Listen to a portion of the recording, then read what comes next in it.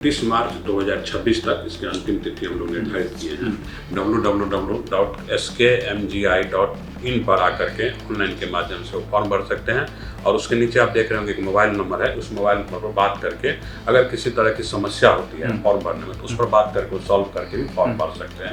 इस तरह के ये प्रोस्पेक्टस जो हम लॉन्च किए हैं वहाँ पर जा करके हार्ड कॉपी में इस प्रोस्पेक्टस को ले करके और दोनों स्थिति में 100 रुपया फीस, जैसे कि आपका ये ऑनलाइन के माध्यम से हुआ, ऑनलाइन में 100 रुपया का फीस कटेगा उनका, और अगर हार्ड कॉपी में जाएंगे ऑफलाइन में वहाँ 100 रुपया जमा करके उसका हेल्प डेस्क वहाँ पे मौजूद रहेगा, वहाँ हेल्प डेस्क मौजूद रहेगा, उनका रसीद कटा करके उनको फॉर्म भरा करके और जो 31 मार्च के पहले फॉर्म सबमिट करना है। लोगों को ये समझाइए, क्योंकि बहुत सारे छात्र ये सोचते हैं जो खासकर गरीब तबके से आते हैं, उन्हें लगता है कि ठीक है अगर हम 1 to 5 में नहीं आ पाए तो हमारा तो लाख रुपया लग जाएगा, हम लाख रुपया कहाँ से लाएंगे। तो लोगों को ये बताइए कि सरकार ने जो योजनाएं दी हैं स्टूडेंट क्रेडिट कार्ड, उसका लाभ किस तरह से। सबसे इम्पोर्टेंट आता है रोजगार।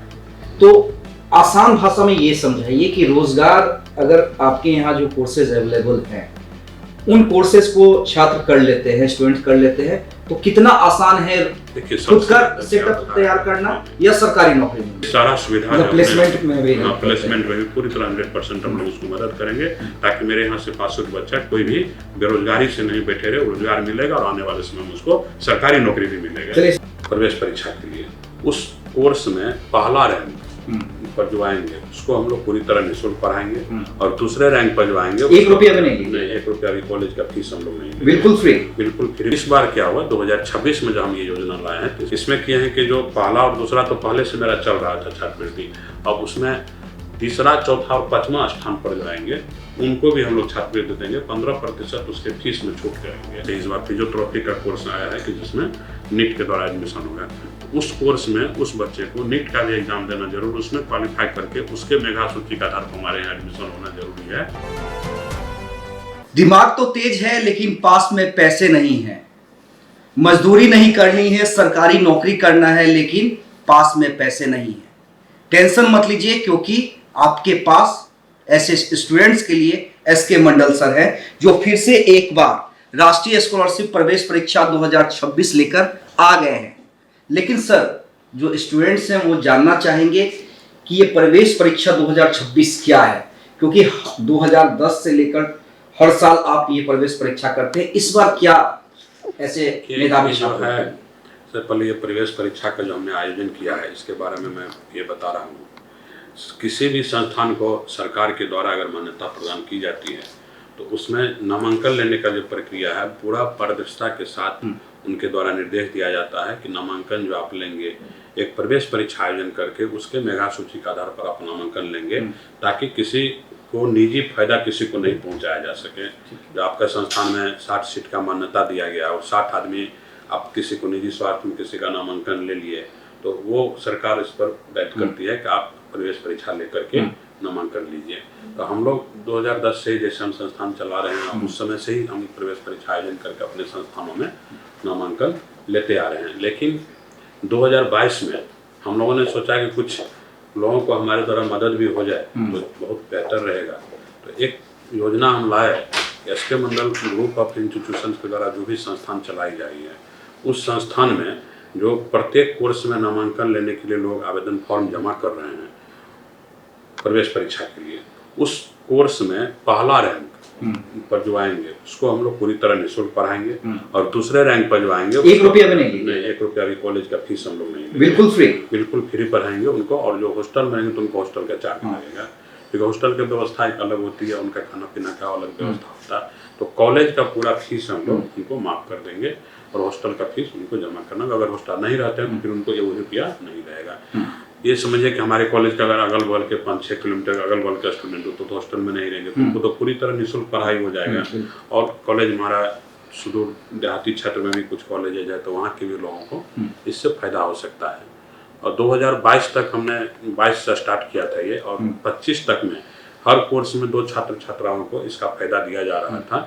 तो लगभग अभी तक में 300 बच्चे का 25 तक में नामांकन हमने लिया है, जिसको छात्रवृत्ति के माध्यम से पढ़ाएंगे और वो एक बेहतर भविष्य की तरफ अपना भविष्य बना सकते हैं रोजगार प्राप्त करके। और इस बार क्या हुआ 2026 में जब हम ये योजना लाए हैं तो इसमें थोड़ा सा चेंज किए।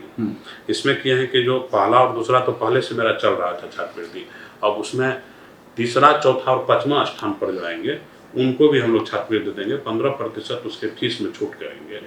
तो ये बात है कि अगर मेधा सूची के आधार पर 1 से 5 तक आप आते हैं तो आपको फर्स्ट रैंकर जो होगा उनको निःशुल्क पढ़ाया जाएगा, सेकंड रैंकर को आधे फीस दिया जाएगा, तीसरा, चौथा और पाँचवां स्थान पर 15% की छूट दी जाएगी।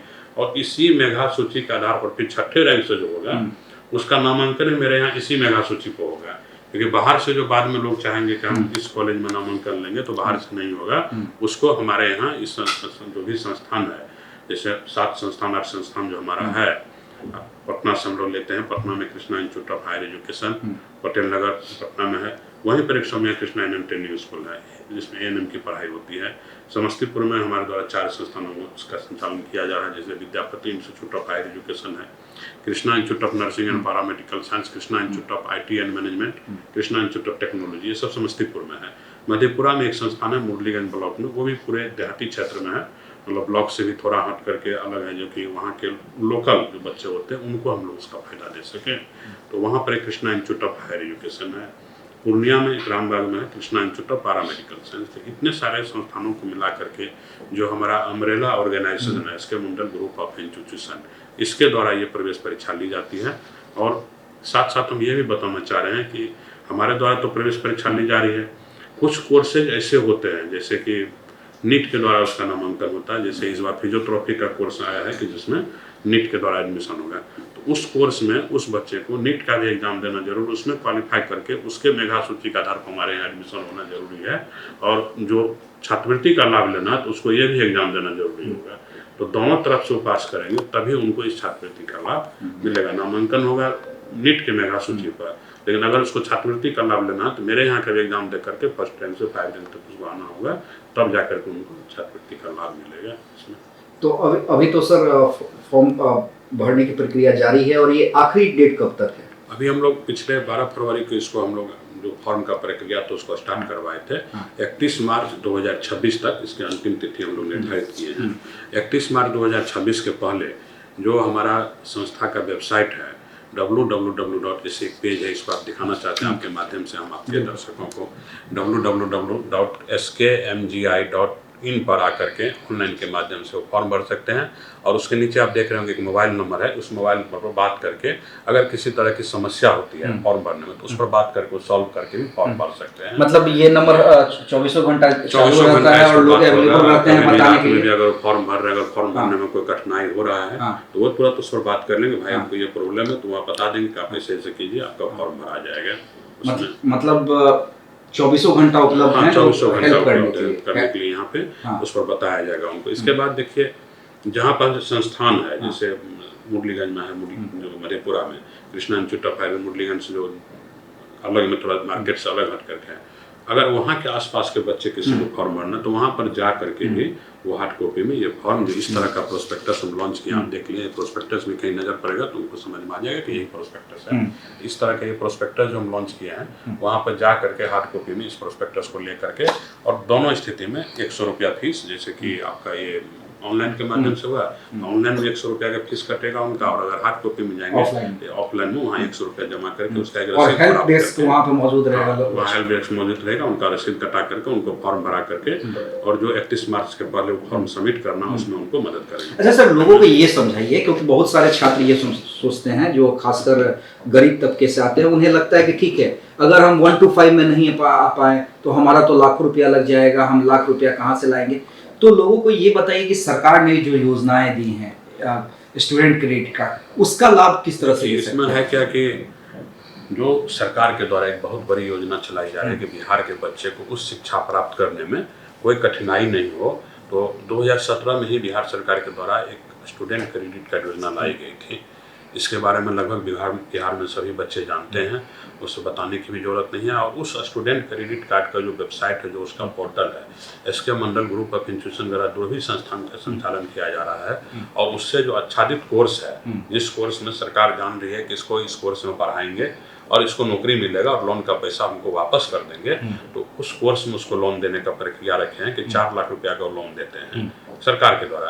अभी तो पिछले साल से उसमें ये भी घोषणा सरकार के द्वारा हो गई कि ये 4 लाख रुपया जो विद्यार्थी जो लोन लेगा उसका हम लोग ब्याज नहीं लेंगे, वो पढ़ाई करके नौकरी करेंगे और उस समय 82 किस्त में हमको उस लोन का पैसा वापस करेंगे। तो सरकार को उसको 82 किस्त में स्टूडेंट को वापस करना है। तो कोई भी बच्चा इसमें रुक ही नहीं सकता पढ़ाई करने में, सबको कहीं ना कहीं या तो इसके मंडल ग्रुप के छात्रवृत्ति के माध्यम से पढ़ ले या फिर सरकार के लोन लेकर के उसमें पढ़ाई करे। तो वो जो स्टूडेंट क्रेडिट कार्ड का पोर्टल है उसमें भी इसके मंडल ग्रुप ऑफ इंस्टीट्यूट का सभी संस्थान इनरोल किया हुआ है। बच्चे वहाँ जाएंगे वेबसाइट पर, वहाँ भी डिस्ट्रिक्ट सर्च करेंगे, डिस्ट्रिक्ट में जाकर देखेंगे कि ये संस्थान का नाम इसमें है कि नहीं, क्योंकि वो लोन उसी कॉलेज के बच्चे को देते हैं जो सरकार के द्वारा मान्यता प्राप्त संस्थान है। पूरी तरह से जांच पड़ताल करने के बाद स्टूडेंट क्रेडिट कार्ड के पोर्टल पर उस संस्थान का नाम को अंकित किया जाता है। तो बच्चे वहां भी जाकर के हमारे संस्थान को देख सकते हैं, डिस्ट्रिक्ट सर्च करके। जैसे समस्तीपुर है तो समस्तीपुर में जाएंगे तो समस्तीपुर का हमारा चारों संस्थान जो है उसके वेबसाइट पर दिया हुआ है, वहां जाकर के वो अपना लोन के लिए आवेदन कर सकते हैं नामांकन के बाद। नहीं ठीक है सर, लोन की बात भी आपने समझा दी, लेकिन सबसे इम्पोर्टेंट आता है रोजगार। तो आसान भाषा में ये समझाइए कि रोजगार अगर आपके यहाँ जो कोर्सेज अवेलेबल हैं उन कोर्सेज को छात्र कर लेते हैं, स्टूडेंट कर लेते हैं, तो कितना आसान है खुद का सेटअप तैयार करना या सरकारी नौकरी में? बिल्कुल आसान भाषा में जैसे आप बता रहे हैं उसी आसान भाषा में बता रहा हूँ कि हमारे द्वारा जो संस्थान का संचालन किया जा रहा है इसमें वैसा कोर्स में ही प्रशिक्षण दिया जा रहा है। वो जैसे ही पास करेंगे उनको रोजगार में कहीं कोई कठिनाई नहीं होगी। जैसे कुछ कोर्सेज का विवरण, कोर्सेज तो बहुत सारे हैं, जैसे हम बता रहे हैं पैरामेडिकल में आइएगा तो पैरामेडिकल में डिप्लोमा इन मेडिकल लैब 2 साल का कोर्स होता है, OT असिस्टेंट होता है, ड्रेसर होता है हमारे यहाँ, एक ऑप्थेल्मिक असिस्टेंट भी है। उसके बाद आइए उसमें बैचलर डिग्री भी है, बैचलर में बैचलर ऑफ फिजियोथेरेपी है, बैचलर ऑफ ऑक्यूपेशनल थेरेपी है, बैचलर ऑफ ये हॉस्पिटल मैनेजमेंट है। नर्सिंग में आइएगा तो post basic BSc nursing, BSc nursing, GNM, और उसके बाद ये ANM का कोर्स होता है। फार्मेसी में B फार्मा, D फार्मा होता है। मैनेजमेंट में आएगा तो MBA और BBA का भी कोर्स होता है। कंप्यूटर के क्षेत्र में आएगा तो MCA और CA का। तो जितना भी कोर्स अभी आपको हम गिनती करा है, हमको नहीं लग रहा है कि इस कोर्स में विद्यार्थी जो है ट्रेनिंग लेकर के कहीं बिना रोजगार के घर को बैठे रहेंगे। और ऐसा देखते आ रहे हैं जो भी बच्चे हमारे यहाँ पास कर रहे हैं। ये तो जैसे आप D फार्मा का कोर्स का बात करते हैं तो D फार्मा देखिए, जितना आप अभी यहाँ से निकलेंगे, बाहर निकलेंगे, रोज सड़क पर जाएंगे, किनारे में आपको दवा का दुकान मिलेगा, बहुत जगह मिलेगा, हर जगह, मतलब 1-1 किलोमीटर पर आपको दवा का दुकान मिलेगा। लेकिन वो दवा का दुकान का जो खोलने का लाइसेंस होता है वो कैसे होता है? कोई जनरल आदमी नहीं, वो जनरल आदमी को मिलता नहीं है। तो हमारे संस्थान में जैसे D फार्मा का पढ़ाई होता है तो 2 साल अगर D फार्मा का पढ़ाई करता है तो वो दवा का दुकान का उसको लाइसेंस मिलेगा, तो कहीं पर वो दवा का दुकान एक कर सकते हैं। और आजकल दवा कंपनी जो आप देख रहे हैं, दवा कंपनी किसी दुकान को जैसे देता है, ऑथराइज करता है, तो बिना पूंजी का सिर्फ वो एक दुकान सजा ले होगा, वो दवा दुकान कंपनी उनको दवा देगी और बेच करके भी उनको पैसा दे सकता है। तो बिना पूंजी का भी एक बिजनेस खड़ा कर सकता है, बिना पूंजी के लखपति बन सकता है तुरंत। तो सिर्फ एक पढ़ाई कर लिया, डिग्री उनके पास है, लाइसेंस सरकार से बना लेना है, डिस्ट्रिक्ट से लाइसेंस बनता है, लाइसेंस बना लेना दवा दुकान को और कंपनी से संपर्क करके दवा का स्टॉक अपने यहाँ करना है और वो दवा को सेल करना है। तो जो उसका बेच का मार्जिन उससे लाखपति बन सकता है तुरंत, उसको पूंजी भी नहीं लगेगा। तो ऐसे ऐसे कोर्स हमारे यहाँ लाया गया है। इसके उपरांत देखिए जितना कोर्स है सरकार के द्वारा भी सालाना बहाली निकलता, चूंकि दुनिया में सबसे मजबूत व्यवस्था जो है बनाना है, तो व्यवस्था जो मजबूत व्यवस्था जो सरकार चाहती है तो स्वास्थ्य के क्षेत्र में उसको करना पड़ेगा।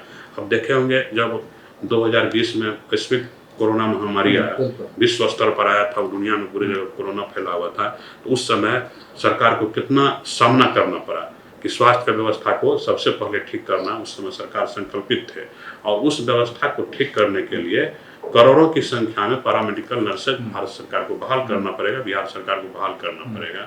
तो उस दिशा में भी एक अच्छे पहल होगा। हमारे संस्थान से बच्चे अगर नर्सिंग, पैरामेडिकल, फार्मेसी का पढ़ाई करते हैं तो नौकरी तो पर्याप्त है उनको। हर साल सरकार के द्वारा कभी 5000 कभी 6000 नर्सिंग का बहाली होता है। तो सारे विद्यार्थियों को सरकारी नौकरी, मतलब 2 साल के अंदर सरकारी नौकरी होते गया है। क्योंकि मेरा अनुभव बता रहा है, हम 2010 से इस लाइन में है। 2010 से हम ANM का प्रशिक्षण दे रहे थे। अभी आप कहीं भी अगर बिहार में जाइएगा किसी भी प्राथमिक स्वास्थ्य केंद्र में, तो आपको कोई न कोई वहाँ employ SK Mandal group of institution से पढ़ा हुआ मिल जाएगा। आप पता कीजिएगा कि आप कहाँ से पढ़े हैं, इसमें कोई है जो इसके अंदर ग्रुप से पढ़े हैं तो निश्चित कोई न कोई मिल जाएगा, क्योंकि लंबे समय से हम सफ़र को तय किए हैं। 2010 से पढ़ाते, हर साल अगर 300 विद्यार्थी अगर पास आउट है तो पूरे बिहार में हर जगह कहीं ना कहीं वो सरकारी नौकरी में है। और अभी जो लेटेस्ट 2023 तक जो पास आउट बच्चे हैं, 23 जिसको डिग्री 2023 में मिल चुका है, वहाँ तक 2010 से 23 तक में 80% विद्यार्थी सरकारी नौकरी में है। 80% सरकारी नौकरी में है वो लोग। अभी कहीं ना कहीं वो सरकारी नौकरी में। उसके बाद जो 20% नहीं, या तो अपने मर्जी से नहीं है या कुछ अलग अपना जैसे आप कोर्स कर लिए, कुछ अलग बिजनेस भी तो फैकल्टीज तो फिर आप के यहाँ जो फैकल्टीज होते होंगे उनकी सैलरी बहुत ज़्यादा होती होगी, क्योंकि पढ़ाते उस स्तर पे। सबसे बड़ी बात है कि देखिए अब हमारे बिहार में फैकल्टी का भी दिक्कत नहीं है। इसलिए दिक्कत नहीं है कि जब 2017-18 में, मतलब जब ये कोर्सेज के लिए अवेयरनेस हमने फैलाया, 17-18 में बिहार में लगभग 40 बीएससी नर्सिंग कॉलेज का मान्यता सरकार के द्वारा दी गई थी। और वो बच्चे अभी बिहार में पास कर चुके हैं। वो बच्चे जब पास कर चुके हैं तो हम लोग प्रायोरिटी बेसिस पर पहले उसी बच्चे को जब तक सरकारी नौकरी नहीं होता अपने यहाँ ही पढ़ाने में रखें। हमारे यहाँ से पढ़े और मेरे यहाँ वो शिक्षक बने हुए, और फिर सरकार के द्वारा उनका बहाली होता। अभी लेटेस्ट जो सरकार के द्वारा जो CSP सेंटर क्या था, कुछ बहाली हुआ बीएससी नर्सिंग का CHO में जो बहाली हुआ था, तो हमारे द्वारा जो कोर्स कराया गया था उसमें से लगभग 70 बच्चे का सिलेक्शन हुआ। एक ही कॉलेज से 70 स्टूडेंट को एक साथ सरकारी नौकरी हुआ। ये बहुत बड़ी बात है। और इसके बाद देखिए सालाना तो उनका वैकेंसी आता है, उसमें जो बच्चे जाते हैं जो किसी कारण से जिसको सरकारी नौकरी नहीं हुआ और प्राइवेट में भी काम अपने घर के आसपास नहीं कर रहा है, तो वो हमारे कॉलेज में एक बायोडाटा जमा करता है अपना, जो हमको इस एरिया में हमको जॉब के लिए आप ढूंढ दीजिए। अगर वो मतलब मुश्किल है, कहीं उसको खुद से नहीं हो पा रहा है या कहीं जाने आने का उसके पास अवेयरनेस वैसा नहीं है कि जा नहीं सकता, किसी से बात नहीं कर सकते जा करके हमको नौकरी चाहिए, उनके पास फुर्सत नहीं हो सकता। बहुत बच्चा ऐसा है जो बेरोजगारी की स्थिति में हमारे यहाँ नामांकन के लिए, और वही पढ़ाई करने तक वो बेरोजगार, और पास करने के बाद भी वो घर चलाने के लिए कहीं ना कहीं काम कर रहे हैं, कुछ छोटे स्तर पर काम कर रहे हैं। तो उनको अगर बड़े स्तर पर उस डिग्री का पैदा लेकर के नौकरी करना, तो उसके पास उतना समय नहीं बचता है। वो कहीं जाएगा बात करने के लिए हमको ये पढ़ाई की है, हमको आप जॉब दीजिए। तो वो हमारे यहाँ जो प्लेसमेंट ऑफिस बना, एक बायोडाटा सिर्फ मेल कर देंगे हमारे यहाँ या फिर आके जमा कर देंगे। तो जो मेरा प्लेसमेंट पदाधिकारी ऑफिसर है वो उनके एरिया में जाकर के अस्पताल से बात करके उनको जॉब लगाने का काम करेंगे। ये सारा सुविधा प्लेसमेंट में भी पूरी तरह 100% हम लोग उसको मदद करेंगे, ताकि मेरे यहाँ से पास आउट बच्चा कोई भी बेरोजगारी से नहीं बैठे रहे, रोजगार मिलेगा और आने वाले समय में उसको सरकारी नौकरी भी मिलेगा। चलिए सर, जाते जाते एक आखिरी सवाल, आपने प्लेसमेंट के बारे में बता दिया कि आप हेल्प भी करते हैं, आपने ये भी बताया कि 80% सरकारी नौकरी में आपके बच्चे हैं, आपने स्कॉलरशिप के बारे में बता दिया। फिर भी जाते जाते देखिए बच्चों के मन में फिर भी एक सवाल या गार्जियन के मन में एक सवाल आ जाता है, SK मंडल ही क्यों? उसमें इतनी सुविधा होने के बाद भी SK मंडल अदर इंस्टीट्यूट क्यों नहीं? 2 लाइन में सिर्फ सब, बस 2 लाइन में आपको छोटी सी बात बता रहे हैं कि इस फील्ड में शिक्षा के क्षेत्र में हम जो संस्थान का सन 2010 से करते हैं, और मेरे लगातार अनवरत प्रयास हम ये हमेशा करने का कोशिश किए हैं काम को, कि हमारे संस्थान में किसी भी छात्र छात्राओं को पढ़ाई से, नामांकन से लेकर के उनको पढ़ाई पास करने के बाद नौकरी तक में कोई परेशानी का सामना नहीं करना पड़े। प्राइवेट जॉब जैसे उनको हम लोग कराते हैं, वहाँ तक हम उनका केयर करते हैं। और ये इसका जीता जागता उदाहरण जो हमारे यहाँ से पूर्ववर्ती छात्र है वो बताते हैं अभी। तो मैं आपके चैनल के माध्यम से सभी दर्शकों से अपील करना चाहता हूँ, अगर आप इंटर अभी पास कर रहे हैं, मैट्रिक पास कर रहे हैं, तो एक बार जो कोर्सेज SK मंडल ग्रुप के द्वारा संचालन की जा रही है उस कोर्स में नामांकन भी लेना चाहते हैं, तो एक बार आप SK Mandal group of institution search कीजिए, कैंपस घूमिए। अगर कैंपस घूम के आपको लगता है कि हम यहाँ पर सुरक्षित नहीं है, पढ़ाई नहीं कर सकते, तब आप कहीं जाइए। लेकिन मुझे पूरा विश्वास है कि एक बार हमारे कैंपस में आने के बाद जरूर वो हमारे यहाँ नामांकन के लिए आवेदन फॉर्म भरेंगे। चलिए सर, बहुत बहुत धन्यवाद। तो अगर आप भी अपना भविष्य बनाना चाहते हैं तो जल्दी 31 मार्च आखिरी डेट है, जल्दी फॉर्म भरिए और जो योजनाएं हैं जो सर ने बताया उन योजनाओं का लाभ लीजिए, अपना रोजगार सेटअप कीजिए, सरकारी नौकरी प्राप्त कीजिए। ज़्यादा से ज़्यादा खबर को शेयर कीजिएगा। बहुत बहुत धन्यवाद।